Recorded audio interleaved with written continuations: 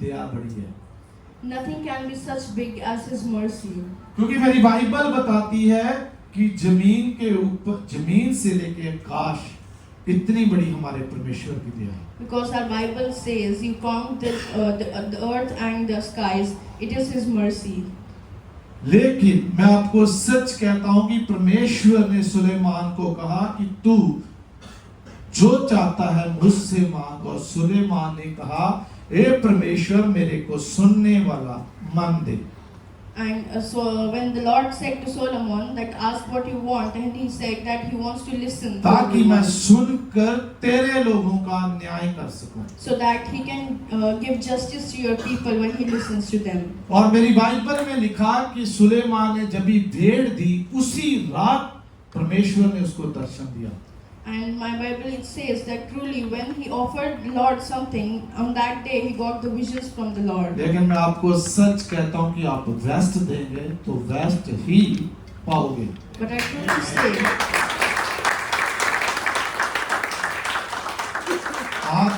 आपकी भेंट तय करेगी कि आपने भेंट किस रीति से दी है। only your offerings will decide how have you given it and what will happen next.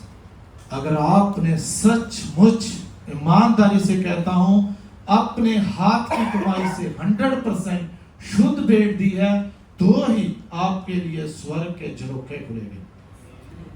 The windows of the kingdom of Lord only will open if you have given from your hard work. क्योंकि भेंट देने से पहले आपने ये सोचना है कि ही आपने अपने भाई का कर्जाई तो नहीं, उसका हक तो नहीं आपने मारा हुआ।